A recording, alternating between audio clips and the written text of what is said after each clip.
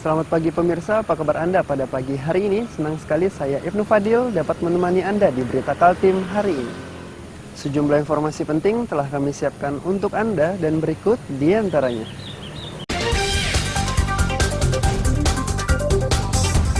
Seorang pengedar narkoba di Kutai Kartanegara berhasil dibekuk setelah polisi menyamar sebagai pekerja jalan. Karena anaknya tertolak masuk sekolah menengah atas, puluhan wali murid di Berau ajukan protes.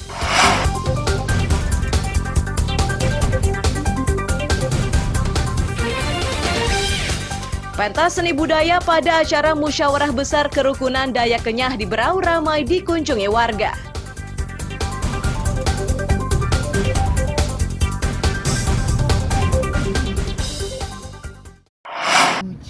Ya, cangkul tang.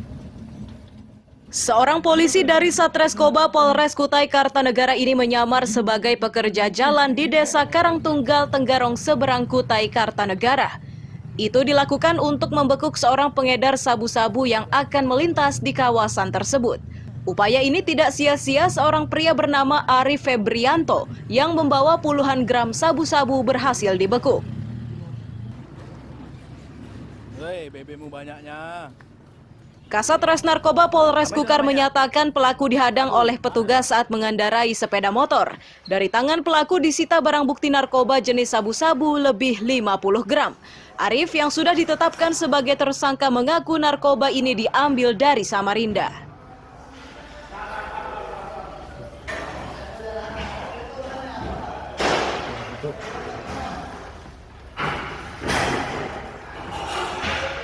Kita mendapati seseorang dengan menggunakan motor R2 Jupiter Z warna biru. Kita mencurigai bahwa yang bersangkutan membawa narkotika jenis sabu-sabu. Kita lakukan penangkapan, kemudian kita geledah, didapati 2 poket, yang satu poket besar, satu poket kecil di 2 saku yang berbeda. Kemudian yang besar itu kita dapati satu poket besar kurang lebih 50 gram, kemudian yang satu poket kecil itu kurang lebih 0, sabu. Tersangka kini terancam hukuman 20 tahun penjara. Saat ini polisi masih memburu pemasok narkoba untuk tersangka. Amir Hamzah, Faidil Adha melaporkan dari Kutai Kartanegara.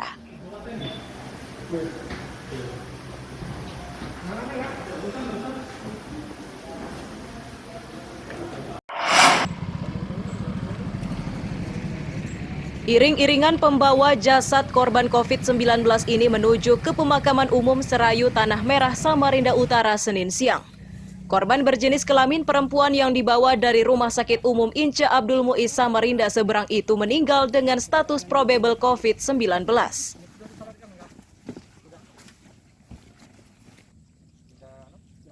Hanya saja jasad korban COVID-19 dimakamkan tanpa peti jenazah. Terkait hal itu, PMI Samarinda mengaku tidak mengetahui sebabnya.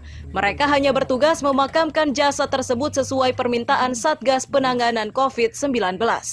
Meski begitu, petugas memastikan pembungkus jasad aman bagi petugas yang memakamkan.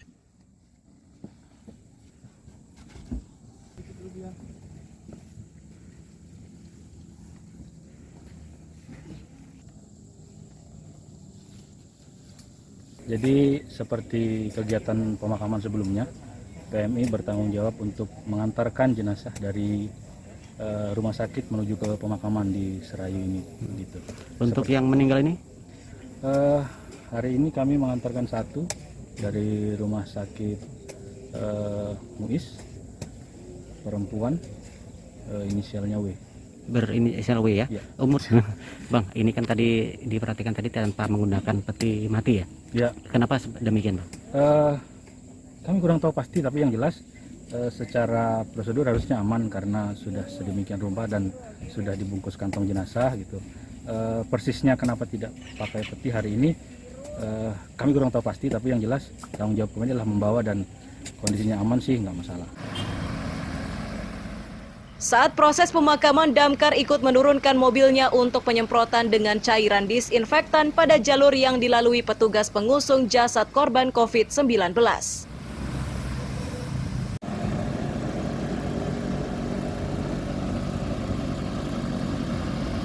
Jadi tugas Posko 7 hari ini penyemprotan rutin setiap pemakaman Serayu, penyemprotan desinfektan di areal pemakaman Serayu, Jalan Prof. Bontang. Untuk tim dan peralatan yang diturunkan? Kita gunakan unit Kajama truk tangki 42. Berapa panjangnya area yang disemprot desinfektan? Kira-kira? Kurang lebih 2,5 kilo.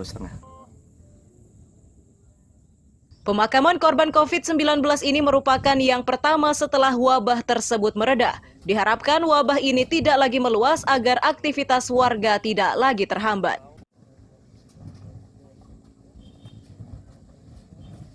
Amir Hamzah dan tim liputan melaporkan dari Samarinda.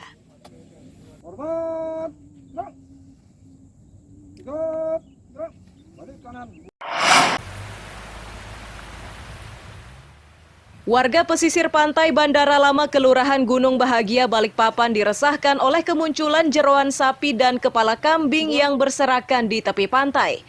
Warga resah karena jeroan yang jumlahnya cukup banyak itu mulai menimbulkan bau tidak sedap.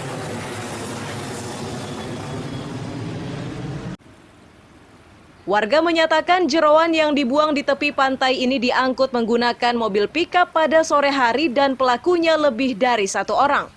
Meski begitu, mereka tidak berani memastikan jika jeroan tersebut berasal dari hewan kurban. Ada kemarin banyak. Yang buang ini? Iya, Pakai mobil atau apa kayak? pakai mobil dia. Oh, terus jam berapa itu kayak? Itu sekitar jam 3 lah. Jam 3 sorean. Iya. Berapa orang yang buang kayak? Oh, banyak kan, soalnya ada berapa tempat itu sampai sana itu. Oh, dia buang ini. Iya, yang cuci-cuci. Ini apa sih kayak yang dibuangin kayak? Utus-utus sapi. Oh, ucus sapi. Iya, Ini dugaan ada nggak habis kurban kemarin kayak? iya, habis kurban kemarin. Jam 8:30 ya. Setengah 9 sudah memang nyium aroma nggak enak mas ya? Aroma apa sih mas? Kurang tahu juga kayaknya sih itu ada kepala kambing di situ mas. Terus kayak itu jeroannya sapi kan. Kejeroan sapi. Memang baunya nyengat mas ya? Ya begitulah. Kalau mas lihat sendiri banyak mas jeroan sapinya ini mas? Lumayan sih mas. Lumayan banyak sih. Lumayan banyak ya? Ini sudah lama atau gimana mas kalau mas lihat ini? Ya mungkin sekitar 1 harian sih. Sekitar seharian ya? Dari kemarin lah. Mulai kemarin ya? Ada bau-bau sampai mual gitu nggak mas? Iyalah pasti. Pasti ya? Iya. Diduga pelaku berani membuang jeroan di kawasan tersebut karena lokasinya sepi aktivitas. Diharapkan tidak ada lagi yang membuang jeroan di kawasan tersebut agar aromanya tidak mengganggu aktivitas warga. Amir Hamzah, David Purba melaporkan dari Balikpapan.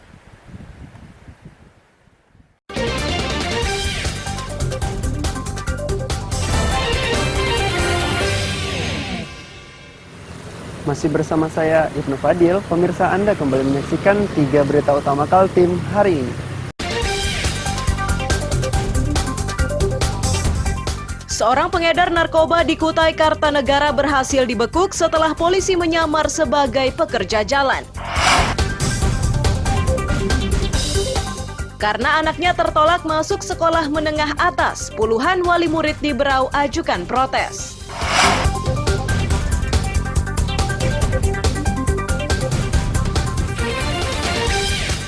Pentas seni budaya pada acara musyawarah besar kerukunan Dayak Kenyah di Berau ramai dikunjungi warga.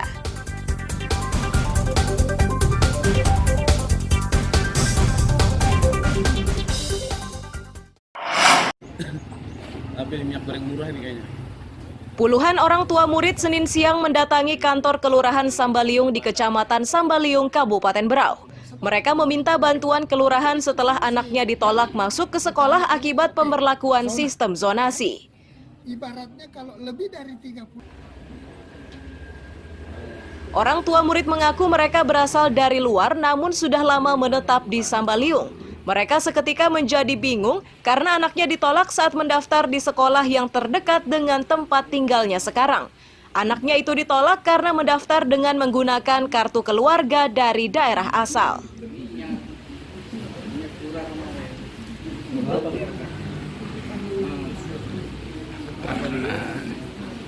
Selaku ketua RT karena sekolah itu ada di lingkungan RT. Ya merasa kecewa sih, ya kecewa lah. Nah, Tapi masih diusahakan. ya tapi tetap masih diusahakan sama Pak Lurah. Jadi anak kita nggak diterima di SMA 4 itu Pak ya? Nah, terus belum diterima. dari pihak sekolah itu solusinya apa Pak? Ada diberikan solusi nggak? Sudah pernah ketemu Pak? Belum pernah ketemu. Belum pernah ketemu Pak ya? Alasannya lewat online, pendaftaran lewat online, alasan tidak diterima mengenai kakak. Lurah Sambaliung mengatakan sudah mengupayakan agar sejumlah anak pindahan yang kini menetap di kelurahannya bisa bersekolah. Salah satu upayanya yakni dengan meminta bantuan Kepala Dinas Pendidikan. Nah itu.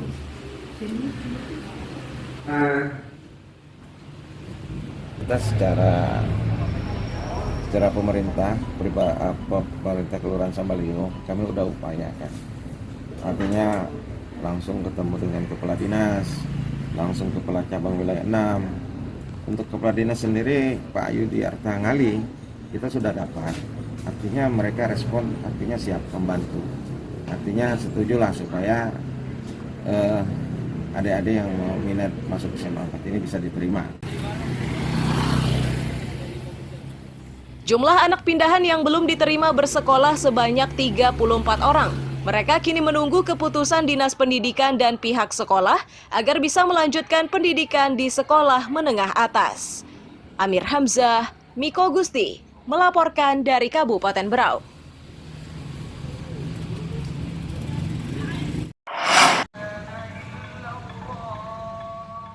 Antusiasme pelajar tampak jelas pada hari pertama masuk sekolah usai libur panjang. Itu terlihat di SD Negeri 005 Jalan Urip Sumoharjo, Samarinda Ilir, Senin siang. Hari pertama saat masih dalam suasana Lebaran Idul Adha itu dilakukan sekolah dengan menggelar tatap muka dan pemotongan hewan kurban.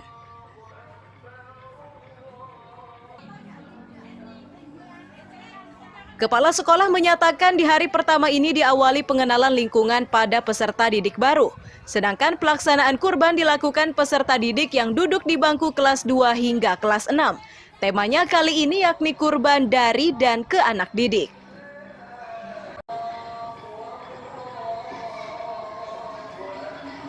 Untuk hari pertama kegiatan masuk sekolah ini seperti biasa kelas 1 itu diantar oleh orang tuanya ke sekolah.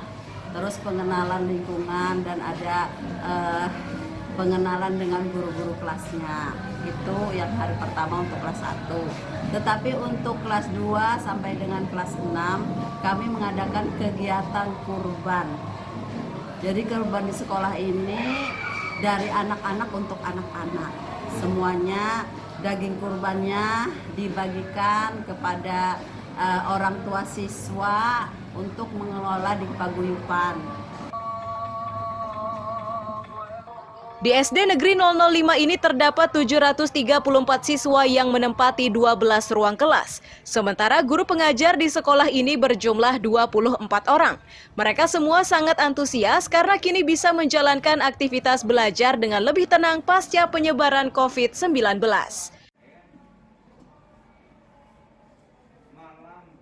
Amir Hamzah dan tim liputan melaporkan dari Samarinda.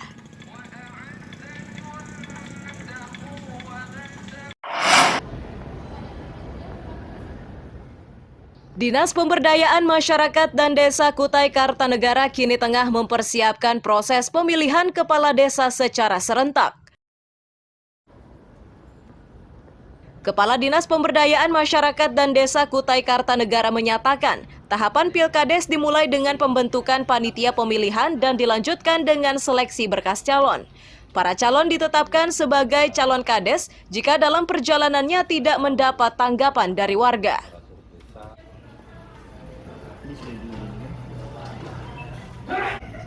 verifikasi berkas perbaikan.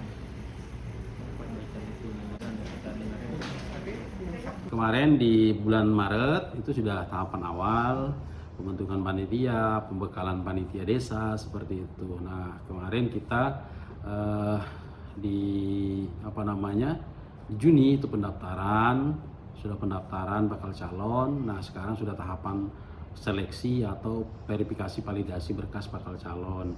Nah, setelah itu nanti tanggal 15 Juni seminggu ke depannya itu adalah pemberitahuan ke publik tentang bakal calon yang lolos seleksi administrasi seperti itu. Nah, setelah nanti ada tanggapan dari publik, nah mereka ditetapkan sebagai calon kades. Sebagai calon kades. Nah, setelah itu nanti ada masa kampanye, ada minggu tenang, kemudian pemilihan di September, 14 September. Di tahun 2022 ini terdapat 86 desa dari 16 kecamatan yang akan menggelar Pilkades serentak yang akan digelar 14 September 2022. Pilkades ini diprediksi akan berlangsung sengit karena sudah 360 bakal calon kepala desa yang mendaftar ke panitia Pilkades serentak. Amir Hamzah, Faidil Adha, melaporkan dari Kutai Kartanegara.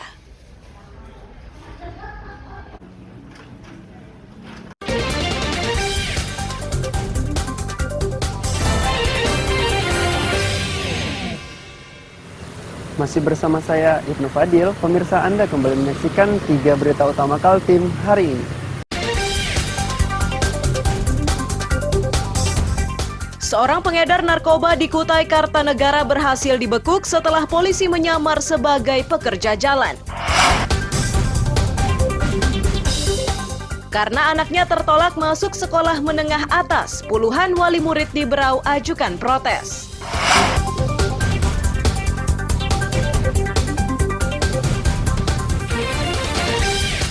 Pentas seni budaya pada acara musyawarah besar kerukunan Dayak Kenyah di Berau ramai dikunjungi warga.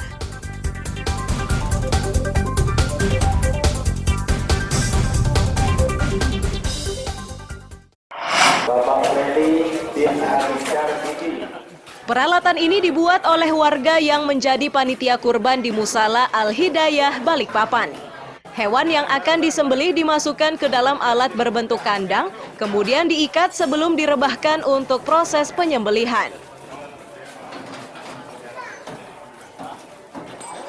Panitia kurban menyatakan alat ini dibuat setelah mereka melihat tayangan video di media sosial. Dengan alat ini proses penyembelihan seekor hewan kurban hanya membutuhkan waktu 10 menit.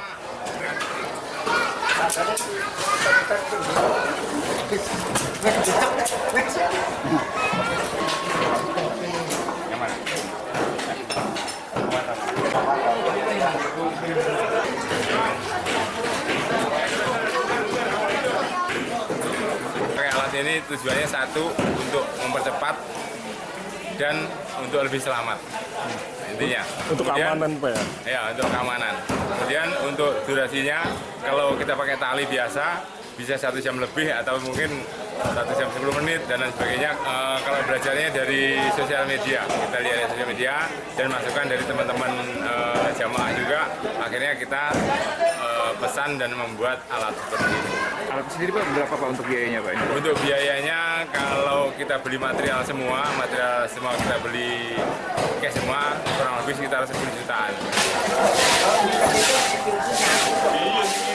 Untuk membuat alat tersebut dibutuhkan dana 10 juta rupiah. Panitia kurban ini berharap alat buatannya bisa memberi inspirasi pada panitia kurban lainnya.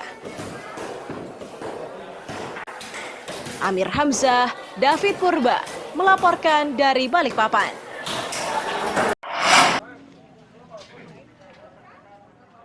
Puluhan ekor sapi dan kambing yang ditambatkan di depan rumah dinas Rutan Sempaja, Samarinda inilah yang akan dikurbankan pada Lebaran Idul Adha 1443 Hijriah. Hewan kurban ini sebagian akan disumbangkan ke warga, rumah ibadah, lapas perempuan dan anak di Tenggarong, Bapas Samarinda, Kanwil Kemenkumham Kaltim Tara, dan jurnalis di Samarinda.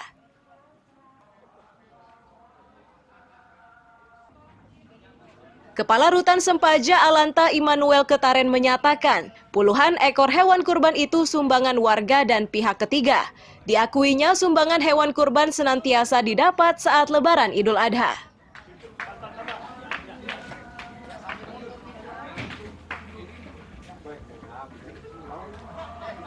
Dengan kita diberkahi, kami juga akan memberikan berkah juga kepada lingkungan sekitar dan juga kepada UPT-UPT yang lain yang membutuhkan dukungan hewan sapi kurban untuk mereka juga nyembelih di tempat mereka masing-masing, seperti Lapas Perempuan Tenggarong, Lapas Anak Tenggarong, Bapas Samarinda, Rubasan Samarinda, serta kantor wilayah di Samarinda sendiri kita akan kurbankan untuk kita geserkan satu hewan kurban sapi nanti. Seberapa sering Pak bagi gini tiap Lebaran Idul Adha?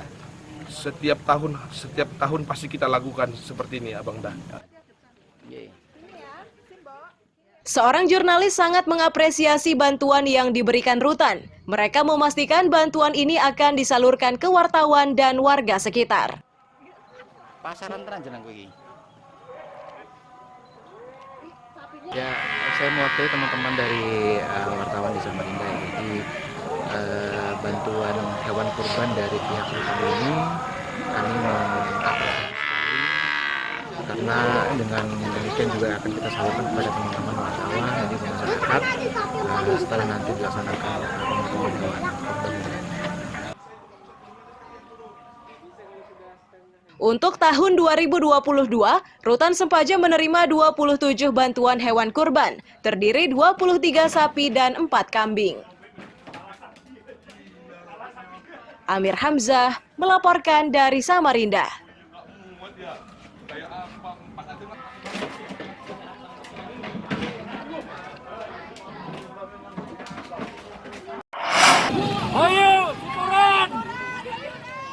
Lomba balap dayung perahu naga atau Pasa Alut ini berlangsung di Kampung Bena Baru, Kecamatan Sambaliung, Kabupaten Berau. Lomba yang digelar untuk meramaikan pelaksanaan musyawarah kerukunan keluarga Dayak Kenyah Badeng itu menarik perhatian warga. Itu terlihat di sepanjang lomba yang dipenuhi warga untuk memberi dukungan pada jagoannya masing-masing.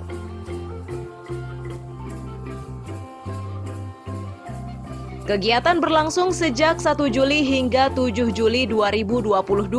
Selain balap perahu, kegiatan tersebut diramaikan kegiatan lain seperti sepak bola, pentas seni, musik tradisional, dan lain-lain.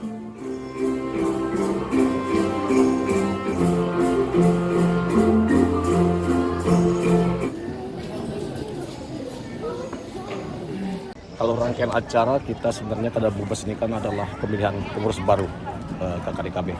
Jadi ada pun kegiatan lain seperti tarian-tarian, olahraga, itu hanyalah agenda yang kita tambahkan untuk meramaikan saja. Jadi acara intinya sebenarnya ya pemilihan pengurus baru organisasi kerukunan keluarga besar Dayak Kenyah Badeng itu. Jadi kita langsungkan mulai tanggal 1 kemarin dan hari ini penutupan tanggal 7. Rangkaiannya apa aja itu Pak acaranya Pak? Rangkaiannya banyak. Jadi ada pertandingan olahraga modern, tradisional, kemudian ada kesenian, kemudian ada banyak yang dipertandingkan. Bupati Berau menyatakan pentas seni dan budaya dalam acara musyawarah ini berpotensi mendorong pemasukan daerah melalui sektor wisata. Karenanya ia berharap agar kegiatan semacam ini dikelola dengan lebih baik agar menarik minat wisatawan berkunjung di tempat tersebut. Kami sebagai pemerintah daerah akan memberikan dukungan yang sepenuhnya kepada pengembangan potensi alam pariwisata, kemudian juga pada potensi budaya yang luar biasa. Sehingga dengan menjaga dengan baik potensi budaya dan kelestarian alam, ini akan menjadi potensi yang luar biasa berdampak kepada peningkatan asli daerah kita. Dan mudah-mudahan seluruh pihak dan sektor yang terkait bisa bekerja sama untuk menjaga semua kelestarian yang luar biasa. Peserta yang hadir lebih 1.000 orang. Mereka berasal dari Bulungan dan Malinau, Kalimantan Utara, serta Malaysia. Amir Hamzah, Miko Gusti, melaporkan dari Kabupaten Berau.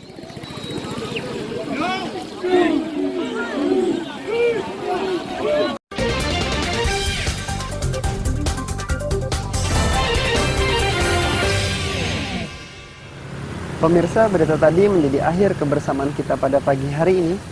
Saya Ibnu Fadil dan tim redaksi pamit undur diri. Selamat pagi, salam sejahtera, dan sampai jumpa.